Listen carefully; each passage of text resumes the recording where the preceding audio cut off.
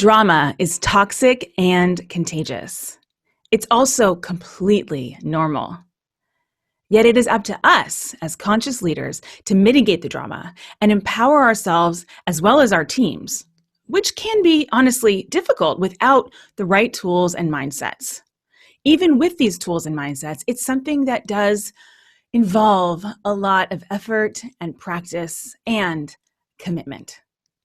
The 10 skills I'm about to share with you get right into the details about how to actually see if you're willing to shift out of drama yourself. And then for you managers of people, how can you help your teams learn to end drama on their own as well?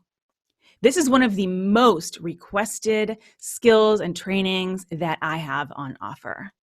And as you know from listening to previous episodes, the first step is always knowing if you're in drama at all to begin with. We sometimes refer to this as knowing where you are. Are you above the line or below the line? So if you want to refresh yourself or learn for the first time about what these concepts mean, drama, above and below the line, how to know where you are and locate yourself, I encourage you to go back and listen to episodes 6 and 7, where I talk about the drama triangle, as well as the converse, the empowerment triangle. I also go even deeper into the villain, the victim, and the hero roles on the drama triangle in episodes 12, 13, and 14. And we will link to all of those, easy access for you, in our show notes. You can easily find the links there at alloudpodcast.com, or just click the link in the episode description right there in your player, and it'll take you right there. Now, the audio I'm sharing with you today is actually audio from a 10 video skill building gift that I gifted to a Fortune 500 client of mine after giving them a series of in-person leadership trainings.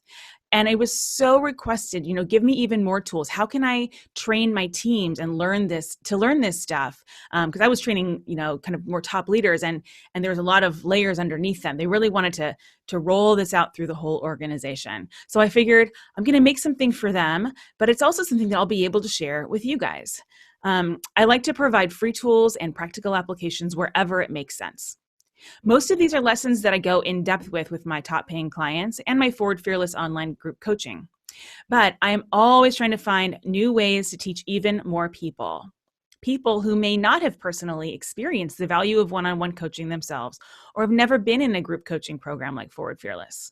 Or maybe you are someone who's curious about coaching and what it has to offer, but you would like more of an understanding of what someone like me, an executive coach, actually does for someone like you, a leader, a manager, a founder, a CEO, and the CEO of your own life. So these videos are just a sneak peek into some of what leadership training, especially around conscious leadership, could offer in terms of skill building and putting these foundational concepts that I cover here on Aloud into practice. So I'm really excited to share them with you.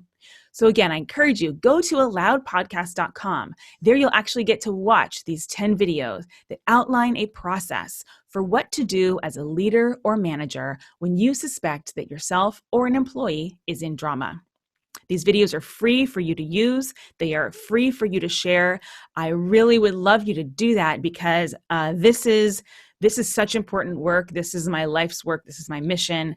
And you really are helping to raise our collective consciousness when you share what's inspiring you with your friends. Add this to your own leadership toolkit. Bring it into your team. Have at it. I also would love your feedback. Please always get in touch with me. You can leave note for me in a review on iTunes. You can contact me on my website, caneel.com. And however you get in touch with me, I'm always listening. And partly that's how this series itself got created. So I really want to showcase this particular skill building video series so that all of you managers can actually use these and send them out to your teams. So in terms of that, I want to mention two things. One is these videos are short. They're 1 to 5 minutes each. It's a useful onboarding tool. It's a skim across the surface. But as you know, this is thing number 2, it's about practice. It's about commitment. It's about mindset. So you can't just slap a Band-Aid on a bunch of drama and use a tactic or a tool and expect the drama to go away, because the source of the drama is always, us. We are the source of drama because drama is about our perception, our mindset, and our belief system that's activated at that given time. So please do pause, take notes, and don't forget you can watch the actual videos. That can really help.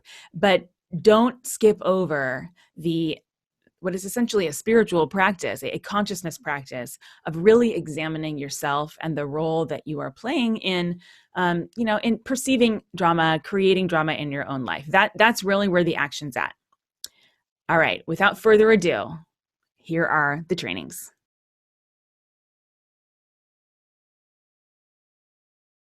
I'm Dr. Caneel Joyce. I'm an executive coach, and I work with leaders and managers in really stepping into allowing themselves to lead as a whole person and to lead others around them into being their whole selves so that they can be their highest performing, most present, and most powerful.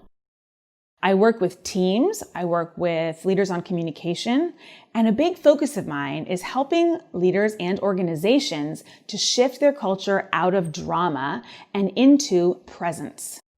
I am a PhD from Berkeley. I'm a former professor from the London School of Economics, where I taught management, negotiations, leadership, innovation, and change management. I also am a published author. I've done a lot of research around the design process, creativity, innovation, and organizational culture. Finally, I'm a former executive of startups. I've worked in startups for over 20 years now and have a lot of experience advising as well as being on the inside. So I'm really happy to bring these lessons to you today. These are the ones that I've found to be the absolute most valuable that I've ever learned personally. Completely transformative. And I know that if you give them a shot, it's going to make a huge difference for you. Let's get started.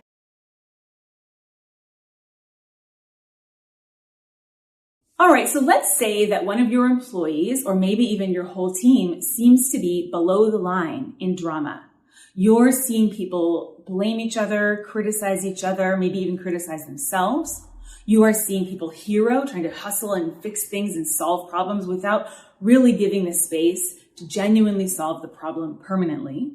And you're seeing people not take 100% responsibility. You'll know that there's drama when people are asking the question of who's to blame or how do we make this go away. Specifically, you'll see them not be curious about what's my part, what can I create here? All right, so that's how you identify if your team is in drama. The first thing you need to do when you notice this is to slow yourself down.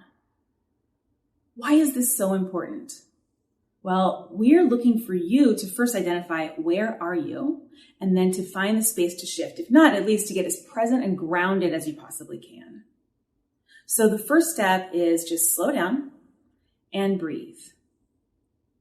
I'm going to teach you a breathing technique that's very, very fast and easy to do, and you can apply it in the moment. And believe me, this is a really key management and leadership skill. So hands on your belly, which you can even do at a meeting, just one hand on your belly, and take a nice deep breath into your belly while you feel your feet on the floor.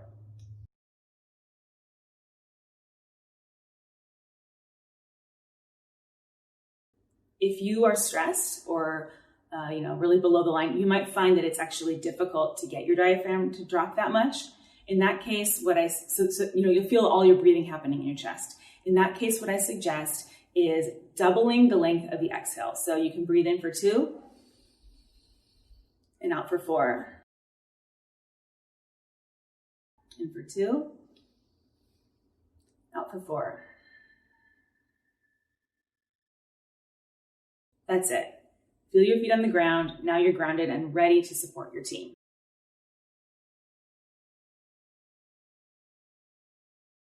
All right, so skill number 2, when you find yourself or your organization or your team in drama, is to locate yourself.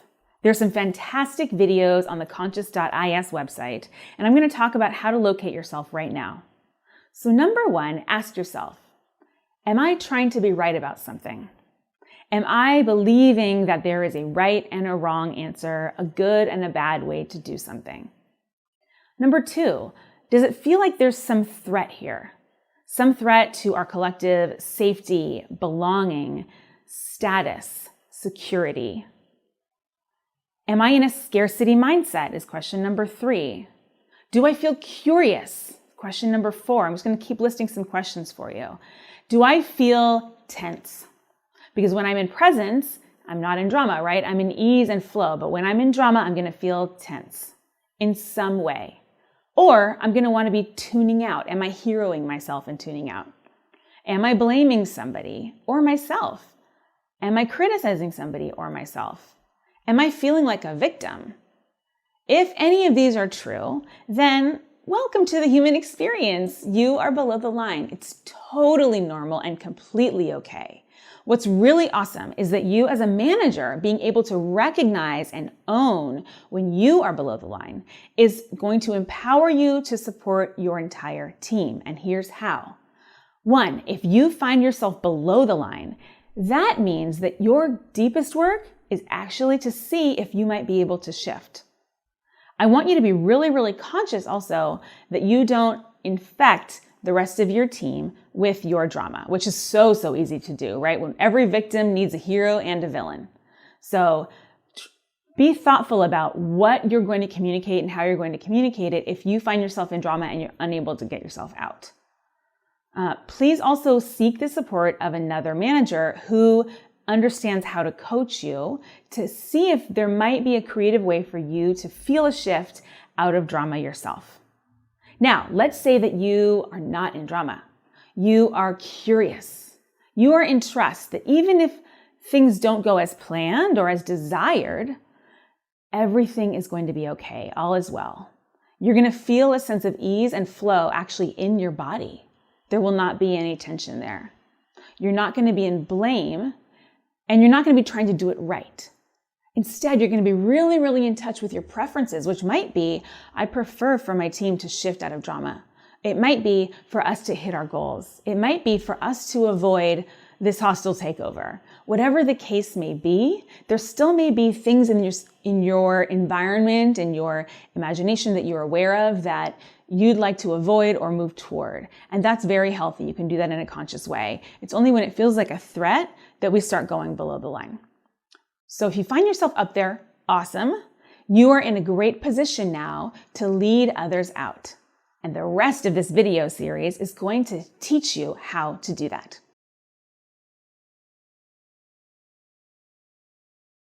Skill number 3 is seeing if you're willing to shift above the line. So we've covered skill number 1 is you slow down, you breathe, and you ground. Skill number 2, locate yourself. Are you above or below the line? Skill number 3 is what we're going to get into right now, and we're going to see if we can shift. All right, so let's say that you found that you are in drama. Pay attention to this because you understanding how to shift yourself is going to really inform you being able to support your team and your employees in shifting. And you can even impact your whole culture this way. So here's how it works. Okay, so I find myself in drama. I'm trying to be right about something. For instance, I'm trying to be right that my team should have hit a certain goal. My number 1 task is to say, okay, what am I trying to be right about? Now I identified one thing. Is there anything else I'm trying to be right about? Yes, I'm trying to be right that my team should be the best performing team in our division. Okay, great. That's one more thing. What's another one? I'm trying to be right that I can control that outcome on my own. And I'm feeling pretty right that if I am not the top performing manager on this team, it means something pretty bad about me as a human being. Okay, so there's a lot of things I'm trying to be right about. We could go after any one of these, and I'm going to start with a simple one, which is that our team should hit the goal. Okay, so here's what I do next. Now I say, what is the opposite of that story? The opposite of that story, simply put, would be my team should not have hit their goal. Crazy to even hear and say that, right? Another opposite might be another team should hit that goal. Another opposite might be this is not my team's true goal. Okay, so any of those is fine. Pick one. I'm going to pick my team should not hit their goal. Now I've identified what I'm trying to be right about, and I've identified the opposite of that story. Here's the flip. Am I willing to believe that the opposite of my story is at least as true as my original story itself? Okay, this one often gets confusing when you hear it the first time. It just sounds so bizarre and so not what you're trying to get done. But here's where I want you to just play with me. Okay, so am I willing to believe that the opposite of my story, which is that my team should have hit their goal, is at least as true as my story itself? So the opposite of that story would be my team should not hit their goal. Can I see how that's at least as true? How is that true? So here's some possibilities. One is, well, my team didn't perform as well, and them hitting the goal may have given them a false sense of security around their capacity to achieve future goals. Another possibility is that by my team hitting their goal, they are going to lose some motivation to continue to strive. Another one might be, if we'd hit our goal, I wouldn't have realized that there are a couple of opportunities to really improve the way that we are performing and pursuing our strategic goals. There are lots of possible learnings here, right? So I've just identified a bunch of ways that the opposite of what I thought was really, really right actually might be just as true. Doesn't mean that it is true. It's just both are stories. We can't prove either one. Now that I've done this, I'm feeling actually a lot lighter. I'm starting to see some possibilities, some places where I can be a creator, where I can take responsibility for some things that are actually in my control to take responsibility for. Okay, so the final step here is, am I willing to get curious about what's mine? What's mine to take responsibility for? So if I'm below the line and I'm in drama, I'm not going to be taking 100% responsibility for the things I can control. I'll be taking more or less, right? But here, above the line, I want to take 100% responsibility for the things that I can control. So I'm going to start looking for those things, and I'm going to do so with like a desire and a curiosity to find out what they are, because that every time I identify a new area that I actually have control over, I am bringing in more of my own power to change the situation and resolve any issues permanently. Okay, got it? Let's review. So first, I identify that I am below the line. You can watch that in the video prior to this. Second, I ask myself, what am I trying to be right about? Third, what is the opposite of that story? Fourth, am I willing to see that the opposite of my story is at least as true as my original story itself? 5, what is mine to take responsibility for? Can I get curious? Great. Now, if you can make your way through these steps, you may find that you shift above the line and you're in a great position now to go out and coach and lead and challenge and create what you want in your team. And if you don't shift by the end of this process, that's okay. You are a human being. It's not wrong to be below the line. It just means that there are some different challenges you'll be grappling with. But if you're interested in shifting, all you need to do is go back to the beginning of the process. What else am I trying to be right about? Am I believing in scarcity? Am I believing that I'm not enough? Like, you might find some pretty deep work to do here. But you don't need to get too crazy or, spiritual about it. You can just simply say, can I loosen up my thinking a little bit and see how the opposite is true and take some responsibility for what I can control? If you can do that, you can lead from above the line.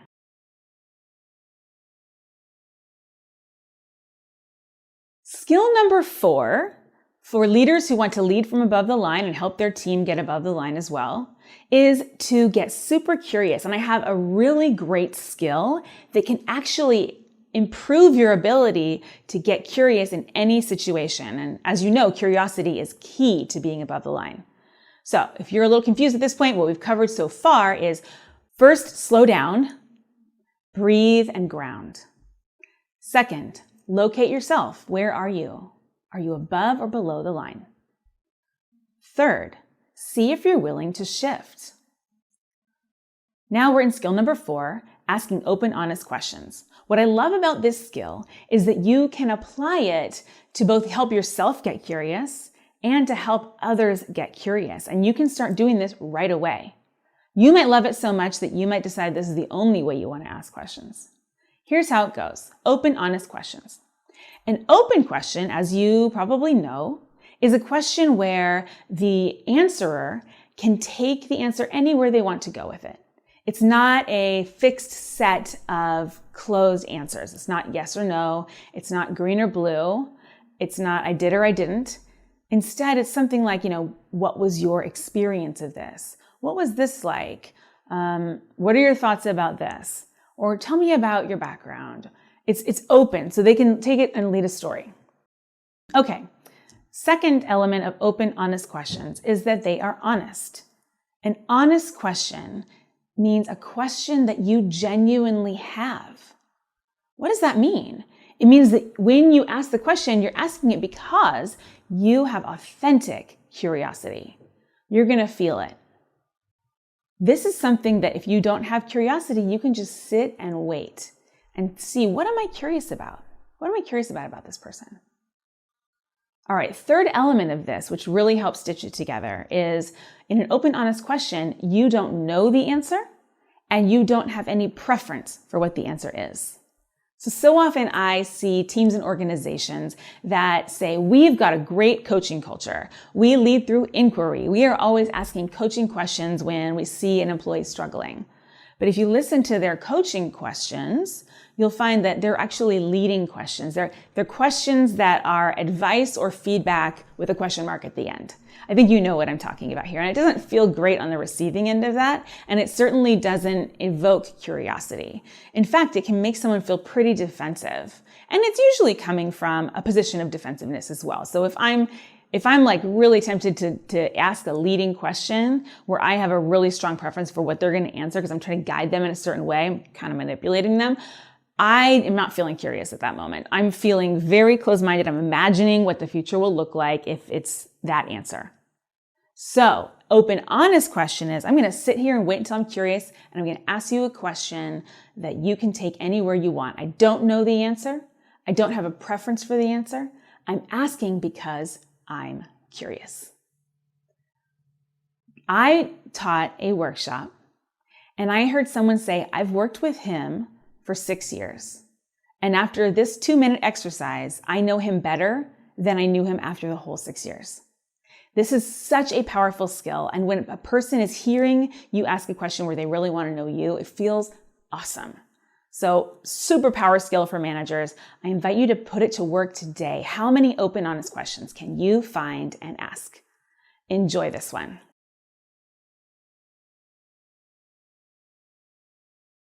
Skill number 5 for managers who want to help their teams shift above the line is being the creator.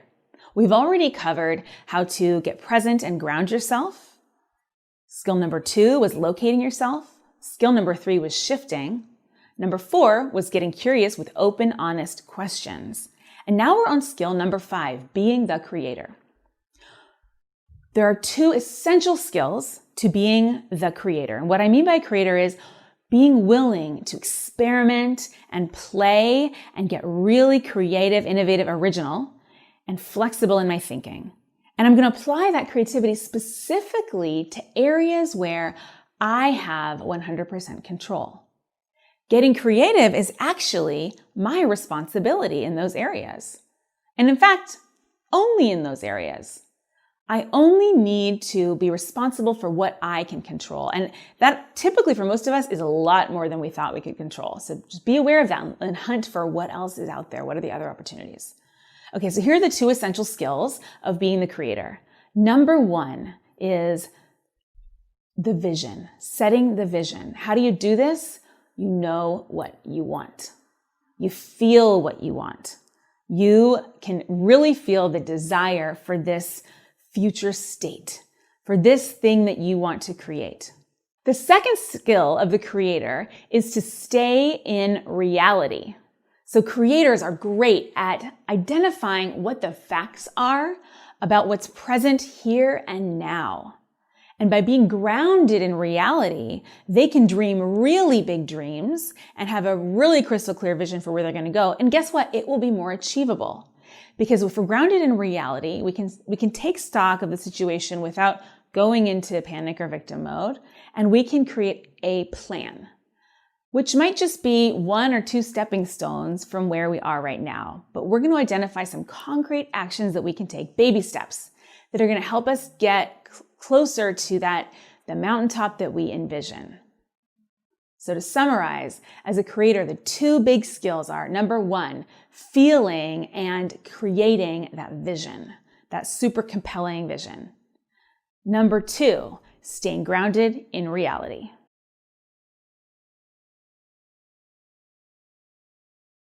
Now, let's get into skill number 6 of how to lead a team out of drama.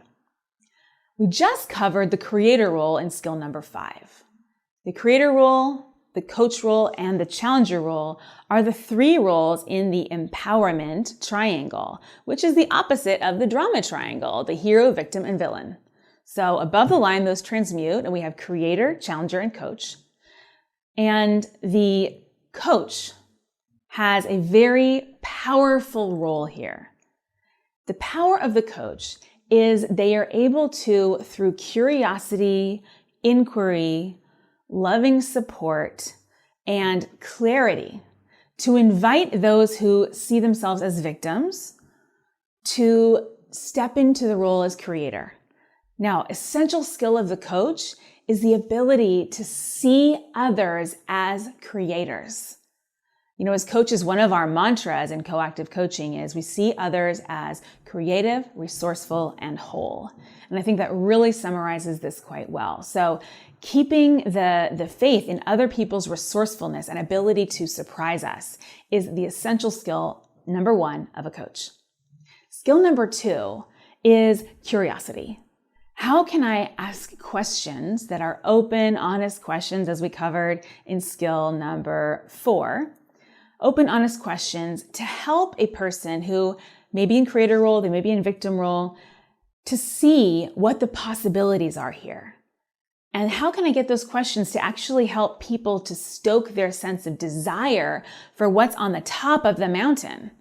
So as a coach, I like to imagine that I am the partner, I'm a hiking partner with my client or my employee. And my employee and I are down here at the base. We're down at the bottom of a mountain. We see a big climb up ahead that we're going to take on. And it looks pretty challenging to us, right? And there's a lot of hazards on the way, like a lot of rocks. So as a coach, I want to say first, let's get into reality here. Where are we now? Where do we want to go? What do we want? And then to remember that that person is creative, resourceful, and whole enough to help draw their attention up, away from the rocks, away from the tactical challenges that might be distracting them from the goal that's up there at the top of the mountain. So to summarize, I can hold that space, seeing others as creative and resourceful and whole, so that I can invite victims into creator mode. Second is I can get really, really curious, and I can lead and coach through curiosity. Third, I'm going to keep my employee or my team member or my boss or my client, I'm going to keep their focus on where are we going? What's at the top of the mountain? And I'm going to help draw their focus away from the rocks. So we're going to be curious about what are some baby steps I can take? What are some actions I can take that are going to get me up there right now from here where I am?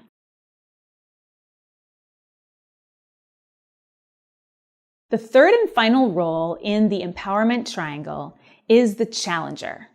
So in the previous videos, we covered the coach and the creator mode.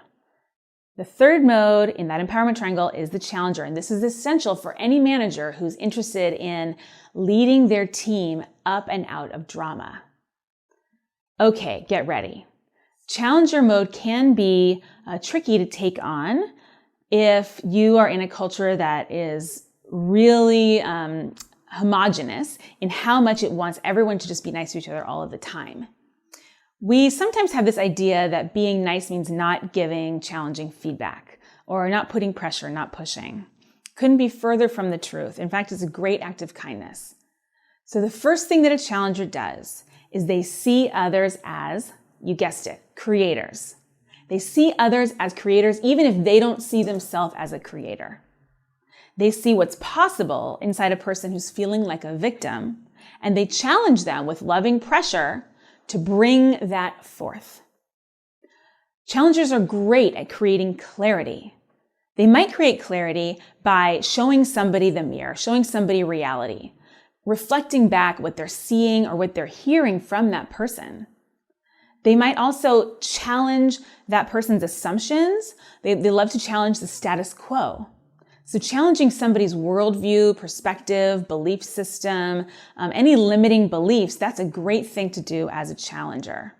And in so doing, what that helps people in victim mode to do is to see that they actually don't want this current reality. They get really clear on, here's what I don't want, here's what I do want. So this loving pressure may be a bit difficult to take on, but if you're doing it from the stance of, I see something in you that is a creator that I want to bring out of you, and I know that you can do it, and I will not settle for less. That feels good. That feels good. So that is kind. To summarize, the challenger sees others as creators, as creative, resourceful, and whole, the same as the coach. They put loving pressure on that person to bring forth the creator in them. They show them reality. They challenge assumptions and self-limiting beliefs. They challenge the status quo. And they say, I know you can do differently. You can do better. You can do more. I see a creator in you that I want to come out. Lastly, I want to make a distinction for you. This is kind of a little bonus round. There are actually two kinds of challengers that we may be confronted with in life. So a challenger could be a person, it could be you, or it could be a circumstance, an event, a moment, an organization, some situation that you encounter.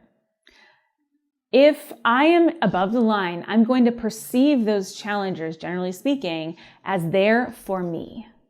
They're there to teach me something. So when a new challenge comes my way, I say to myself as a creator, I wonder what you are here to teach me. I wonder what I'm going to learn. And I stay really connected to my curiosity about that. Now, I might find that it's very easy and that challenger is really, really constructive for me. The learnings are super clear. I feel myself building. I feel myself getting stronger, getting more aware, becoming more alive and joyful, or finding more ease. On the other hand, I might run into what's called a destructive challenger. A destructive challenger is one that we typically did not invite, that often actually kind of takes the elements of our life or our self-concept apart from each other. It breaks them apart so that we are forced to look at them and be like, oh geez, now I'm in reality and I don't want this and I do want this. Plays the same role, but doesn't feel as fun at all. And examples of this might be getting into a car accident or, a really large business mistake or a fight. So all of these things may be destructive.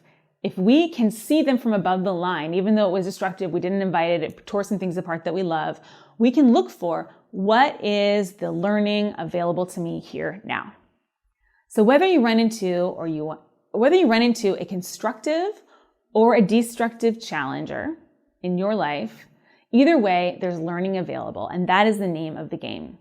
And I really encourage you to share this distinction with your team because your team is going to encounter both kinds of challengers. And if they can understand that curiosity and seeing yourself as the creator is the key, they are going to stay out of drama a lot more of the time. So this is a great role. It's super fun to play, and I encourage you to take it on.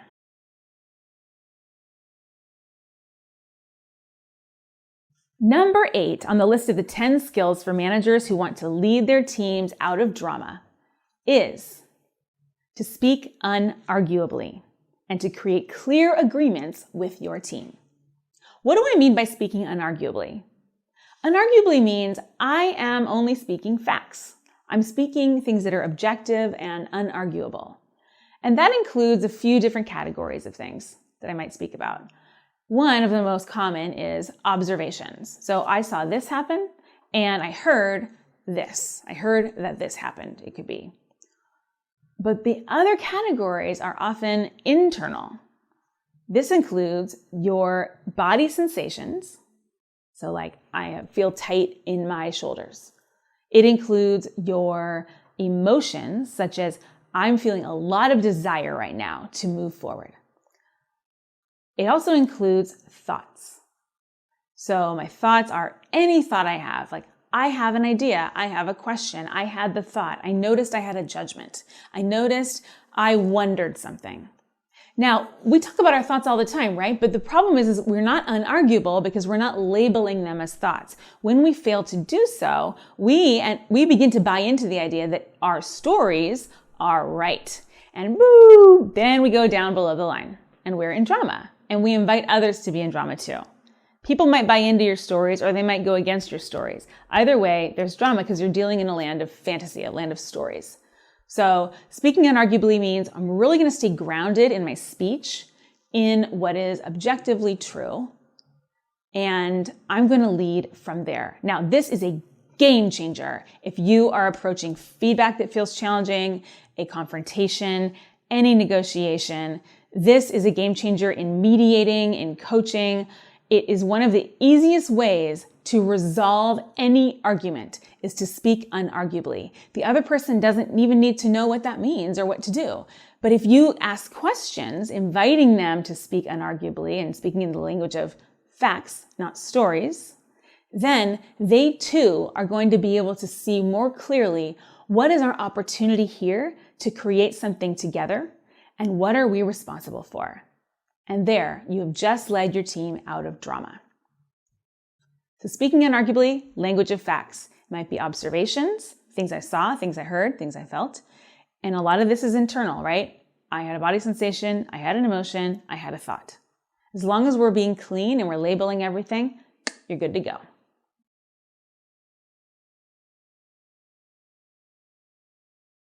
Okay, managers, ready for skill number 9? Skill number 9 for managers who want to help lead their teams out of drama is being the resolution. We've all heard the Gandhi quote, be the change you want to see in the world. And it couldn't be more true that this is genuinely the way to create change. So at the beginning of this video series, we talked about the importance of the skill of locating yourself, knowing if you are above or below the line. We talked about how to shift, talked about some different skills to use once you've shifted and some different roles that you can take on, coach, creator, challenger. And any of those is going to be useful in you being the resolution you want. I want to give you some specific examples here. So let's say that I am leading a team. I'm noticing they're in a lot of drama because there's a reorg coming and we know it. And we're feeling a little bit threatened about what that's going to mean for our team and for each of us individually. So how do I be the resolution I want? One is I say, what is it that I want? So there's the creator skill, right? I'm able to feel authentically my desire for something different. Now I know what I want. And I say, how can I be that thing I want? So in this example, I might want my team to stop gossiping and focusing on the drama or the fear and stop kind of spiraling and wasting time and cycles on that state of threat. Instead, I'd love to focus their attention on the opportunity ahead and on some resilient skills. So I want to see them start being resilient already, not letting anything faze them, sticking together even though they know they might be torn apart. How can I be that change? I can simply do those things.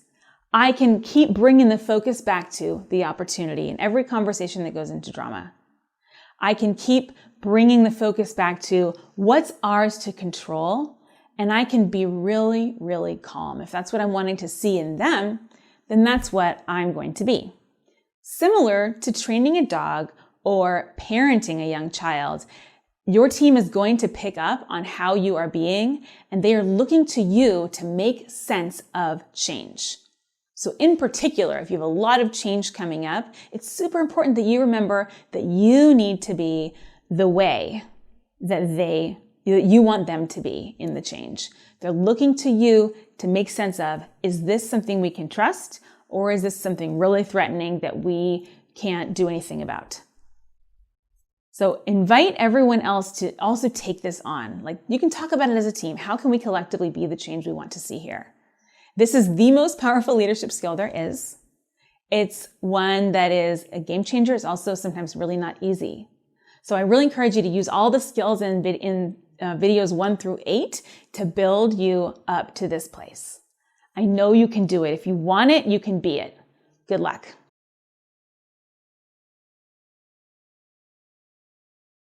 Okay, if you've been with me for videos 1 through 9, then congratulations. You've made it to the finish line of this little mini-series training for managers who want to lead their teams out of drama.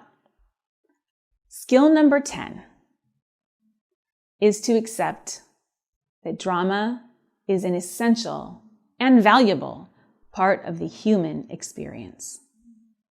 Drama is always an invitation to learn and to grow. And that's true for your own drama, and that's true for others' drama. When we make it wrong, which is easy to do when we first learn about this model, if we make it wrong, we are further going into drama. I like to call it meta-drama. Because remember how you get below the line? You believe you're right. So you believe there's a right and a wrong. So what's really, really important here is to remember that each of us has our own journey. There is something valuable about every single phase of the human experience. If I'm in hero mode, I have the opportunity to learn how costly it is for me to seek temporary relief and avoid resolving my problems permanently, right? If I'm in victim mode, I have the opportunity to learn that I wasn't owning my full power. There was tons of stuff in my control that I wasn't being responsible for and being creative with. And if I'm in villain mode, I have the opportunity to heal, to stop criticizing others, to stop criticizing and blaming myself. Now, all of those opportunities are there, and it may take several tries to ever find that learning. So you as a manager, if you see that your employees are in drama, number one thing, work on yourself. Work on yourself. There's a pretty good chance that if one of them is in drama, you might be in drama. So really, really examine it and assume that you are and that it's totally okay. Now, you can only shift if you're willing. So this is another reason why it's important to remember how human and lovable it is to be in drama and how much we learn when we're in drama. Doesn't mean we want it. We might not prefer it. But it's super important not to blame. Not to blame yourself. It's not your fault. Not to blame them. But instead to support them. When you see drama around you, work on yourself and step into that empowerment triangle, coach, creator, and challenger. Ask some open, honest questions. Get super curious. Figure out what else is in my responsibility to control. Look at the opportunity of your team being in drama. Wow, this is really going to give you a lot of learning and growth. You might not even know what that's going to look like yet. So super cool. Congratulations on making it this far, and good luck. Listeners, I hope you enjoyed this summer short skill building series on how to shift your team out of drama. Let me know what you think. And if you'd like any more skill building series from me, I would love to hear your ideas. Don't forget to see these videos and share them with your team at aloudpodcast.com. The link for you is right there in the show description, right there in your podcast player. I'll see you next week.